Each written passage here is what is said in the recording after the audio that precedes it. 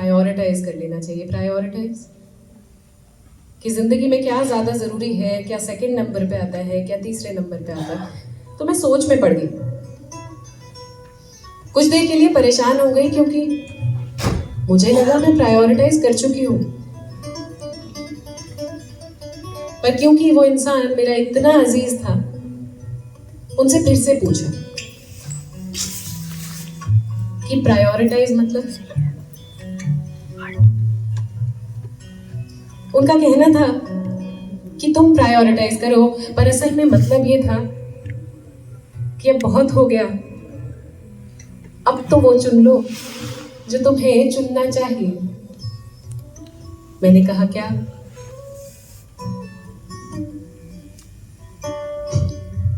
घर, गाड़ी, नौकरी, पैसा। मैंने पूछा और आत्मा? उन्होंने कहा मैं अब रिटायर होने वाला हूं। ऐसा लगता है पूरी जिंदगी आत्मा पे कालिक जमा कर रहा था, अब रिटायर हो जाऊंगा तो उस कालिक को पोंछने का काम करूंगा।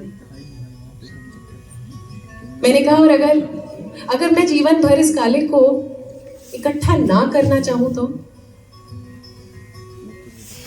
जानते हैं उन्होंने क्या कहा? वही जो हम सब ने कभी ना कभी किसी ना किसी को प्रैक्टिकल होने के लिए कहा है। ऐसे जीवन थोड़ी चलता है। तो आज मैं कहना चाहती हूं कि चलता है। तो ये गाना उन सभी प्रेमियों, यात्रियों, सपने देखने वाले दोस्तों के लिए कि अगर इस जीवन में बददिमाग दौड़ने वालों को जीतना है और हम जैसे प्रेम करने वालों को हारना, तो शायद हर बार मैं हारना चुनूंगी।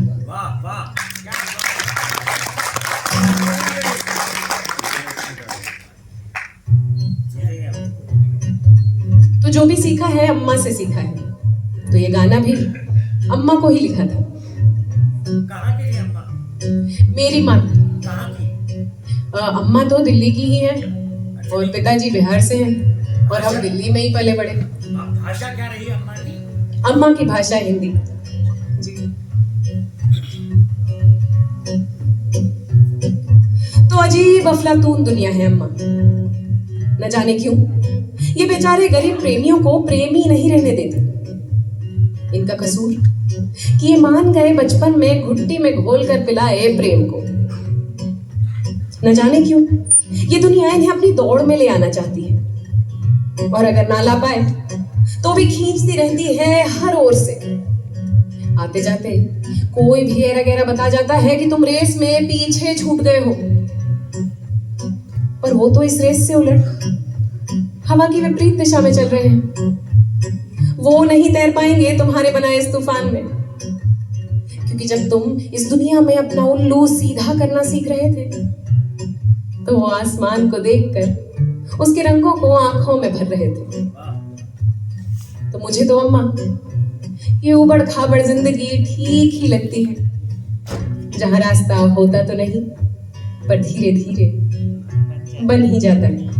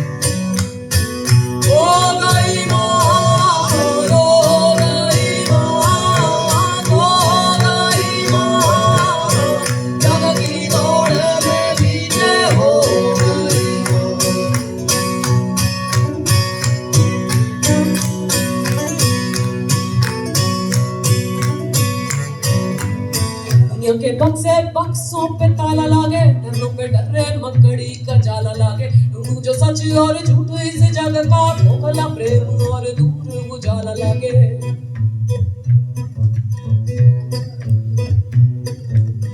अपने सच की राह कठिन लागे, नई राह बनाना कुटिल लागे, बिकते बाजार में जो बेचे सब खुद को बेचना जाने की जटिल लागे।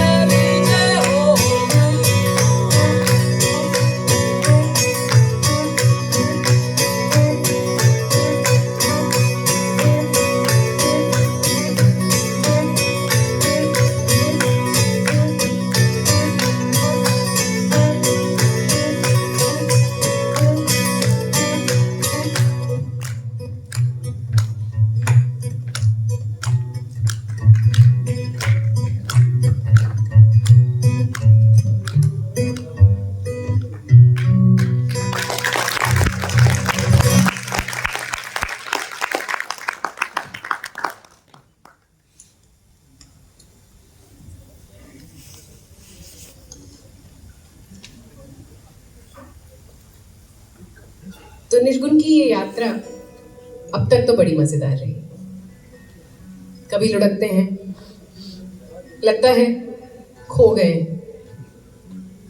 और कभी कभी सिर्फ मन में नहीं सच में भी खो जाते हैं। कभी ट्रेन लेट हो जाती है, कभी समय से जल्दी पहुंच जाते हैं, लेकिन घर में बैठे बैठे जो मायूसी होती थी वो खत्म हो गई, क्योंकि हर कोने में प्रेमी मिल ही जाते हैं। अभी पीछे दो नन्हे साथी मिले थे, एक फिल्म बना रहे थे। कई बातें हुई, बातें करते करते वो पूछने लगे कि रोजमर्रा में दुनिया में जो भी चलता है उसे देखते हुए कैसे होप रखी जाए, अपने मन को ये कैसे मनाया जाए कि सब ठीक हो जाएगा। सालों से जेंडर पे बात कर रहे हैं, औरतें बताएं 2024 में जेंडर बदल गया है क्या? ऐसा लगता है कई बार कि समाज उन्हीं दिक्कतों को बार बार जिए जा रहा है। पर यह भी सच है कि हर जगह जहां जाती हूं, कहीं नौजवान तो कहीं बुजुर्ग प्रेमियों से मिल जाती हूं। कोई चेंज मेकर है, कोई कहानीकार है, कोई डॉक्टर है, कोई इंजीनियर है। सब अपना अपना जीवन अपने अपने तरीके से जी तो रहे हैं, पर मकसद सबका एक है, प्रेम। और जब दिल टूटने लगता है तो इस कायनात के साथ साथ इन प्रेमियों से बार बार सीखते चलते हैं। तो आज अंत में उन सभी, आप सभी प्रेमियों को शुक्रिया।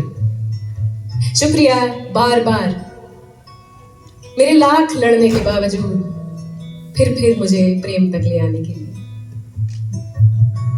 शुक्रिया कि जब जब मैं गिरी, जब जब मेरा मन इस दुनिया से उठने लगा, तो कोई आया, उसने मुझे उठाया और धूल झाड़ दी। शुक्रिया शुक्रिया, क्योंकि प्रेम के बिना शायद ये यात्रा शुरू ही नहीं हो सकती थी। शुक्रिया, क्योंकि मैं जानती हूं कि ये दुनिया आप जैसे प्रेमियों से ही बदलेगी।